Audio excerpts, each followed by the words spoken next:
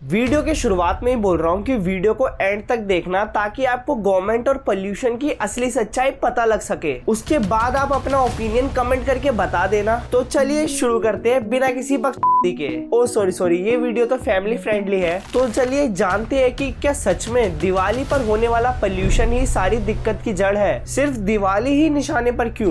9 सितंबर 2024 को दिवाली से 50 दिन पहले सुप्रीम कोर्ट ने दिल्ली और दिल्ली एनसीआर में पटाखों पर कंप्लीट बैन लगाने का ऑर्डर पास किया। इसकी शुरुआत 6 साल पहले हुई। लेकिन मेरा सवाल ये है, अगर आप यानी कि गवर्नमेंट पब्लिक के हेल्थ की चिंता कर रहे हैं तो क्यों नहीं तंबाकू और सिगरेट पर बैन लगाते, जो हर साल 13 लाख से ज्यादा लोगों की जान ले रही है, जिसे एक हाईएस्ट रिकॉर्ड भी कहा जाता है। अगर चिंता सच में हेल्थ के बारे में है तो क्या हमें उन प्रोडक्ट्स पर बैन नहीं लगाना चाहिए जो लोग डेली यूज कर रहे हैं, बजाय इसके कि हम सिर्फ एक बार साल में जलने वाले पटाखों पर बैन लगाए। क्या आप जानते हैं कि दिल्ली में 21 लाख से ज्यादा बच्चों को एयर क्वालिटी के कारण परमानेंट लंग्स का नुकसान हो चुका है। दिल्ली में एयर पोल्यूशन अपने एक्सट्रीम लेवल पर पहुंच चुका है, जो कि WHO के अकॉर्डिंग 10 गुना ज्यादा है। रिपोर्टों के अनुसार नॉर्थ इंडिया रीजन में पोल्यूशन का एवरेज साउथ इंडिया के शहरों के एवरेज से ज्यादा है और भारत के टॉप 10 मोस्ट पोल्यूटेड सिटीज भी नॉर्थ इंडिया से ही है।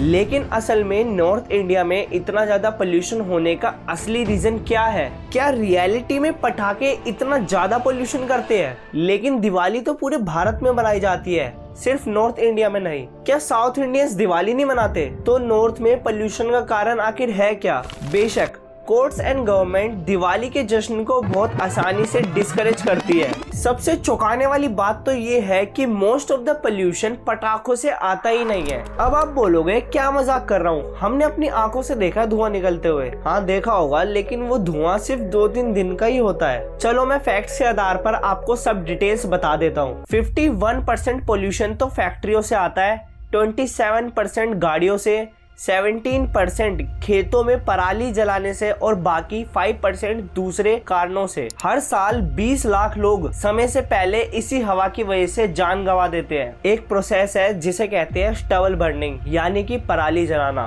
यह उन फसलों को जलाने की प्रोसेस है जो कटाई के बाद बचती है, जैसे गेहूं और चावल। मशीनों से खेत साफ करना महंगा पड़ता है और यह स्टबल बर्निंग अक्सर दिवाली के मौसम के साथ टक्कर खाती है, जो नॉर्थ इंडिया में पोल्यूशन का मेन रीजन है। लेकिन सरकार बहुत आसानी से दिवाली पर आरोप लगाने के लिए तैयार हो जाती है और हमें अपने त्योहारों को मनाने के लिए ऑप्शन सर्च करने पड़ते हैं। एग्जाम्पल के लिए नई दिल्ली, जो वर्ल्ड के टॉप मोस्ट पोल्यूटेड सिटीज में से एक है, पूरे साल एयर पोल्यूशन का सामना करती है। लेकिन जब विंटर का समय आता है तो हवा के झोंके पंजाब, हरियाणा और यूपी से धुएं को शहर में धकेलते हैं। भारत सरकार ने एयर पोल्यूशन की रोकथाम और कंट्रोल एक्ट 1981 और कोड ऑफ क्रिमिनल प्रोसीजर 1973 के अकॉर्डिंग फसल के अवशेष जलाने पर पूरी तरह से बैन लगाया है और इसको जारी रखने वाले किसानों पर जुर्माना लगाया गया। यहाँ तक कि कुछ को जेल भी भेजा गया। लेकिन फिर भी कई किसान अपनी धान जलाते हैं, क्योंकि उनका मानना ये है कि जुर्माना भरना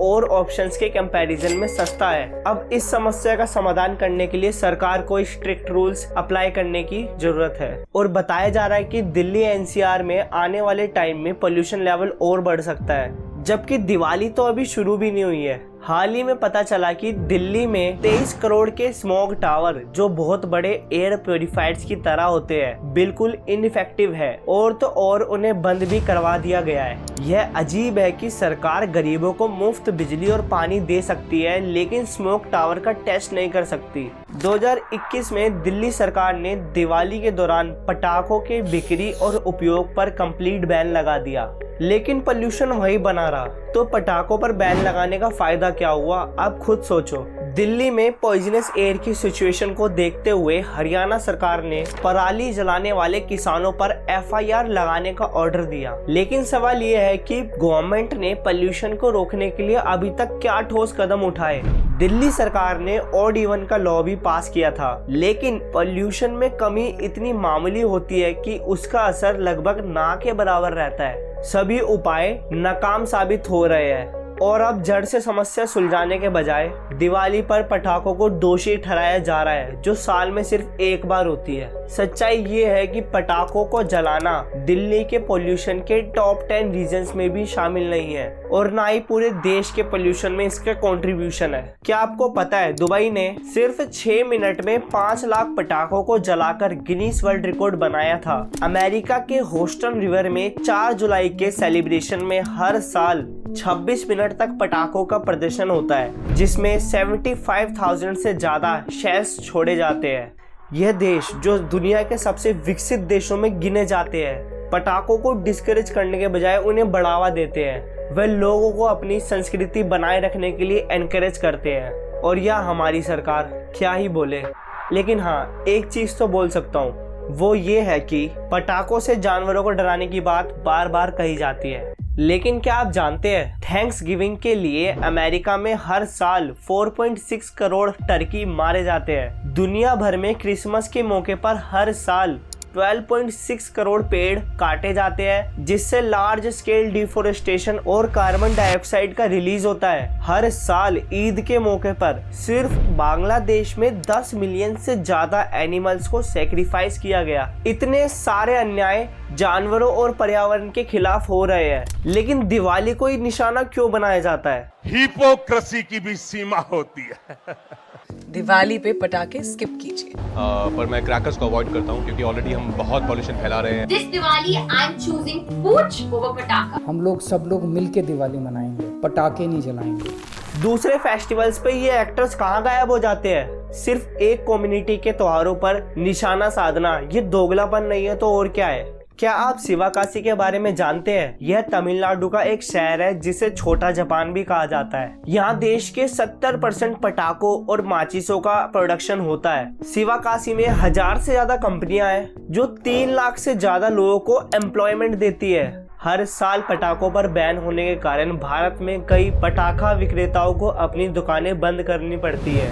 2020 में पटाखों का प्रोडक्शन 3000 करोड़ रुपए था, लेकिन 2021 में ये आधा रह गया। देखो मैं ये नहीं कह रहा कि पटाखों से एनवायरनमेंट को नुकसान नहीं होता। हाँ, पटाखों से कुछ हद तक एनवायरनमेंट को नुकसान होता है और जानवर भी डरते हैं, लेकिन ये नुकसान उतना बड़ा नहीं है जितना दिखाया जा रहा है। हमें डेली पोल्यूशन के असली रीजंस पर फोकस करना चाहिए, ना कि साल में एक बार होने वाले त्योहार को दोष देना चाहिए। मैं खुद 22 साल का हूँ। मैंने खुद 5 साल पहले दिवाली पर पटाखे चलाना बंद कर दिया था। अब मैं 1-2 पटाखे जलाता हूँ ताकि हमारी परंपरा का सम्मान हो सके। परंपरा, प्रतिष्ठा, अनुशासन। आखिरकार हमें ये समझना होगा कि पटाखों पर बैन लगाने से कोई सोल्यूशन नहीं निकलता है, बल्कि हम सबको एक पॉजिटिव अप्रोच की नीड है, जिसमें सभी प्रकार के पोल्यूशन के कारणों को पहचानना और उन पे एक्शन लेना जरूरी है। जब मैं छोटा था तो हर दिन वेट करता था कि दिवाली में कितने दिन बाकी रह गए हैं। अपने बच्चों से ये खुशी, ये एक्साइटमेंट मत छीनिए। अगर आप यहाँ तक आ गए तो वीडियो को लाइक करिएगा और वो जो लाल कलर का सब्सक्राइब बटन दिख रहा है उस पर बिजली बम फोड़ो या आलू बम, मुझे नहीं पता, बस वो दब जाना चाहिए। और आप सभी को दिवाली की हार्दिक शुभकामनाएं। Happy Diwali, happy Diwali, happy Diwali. बस बस, अबे बेसुरा कहीं का।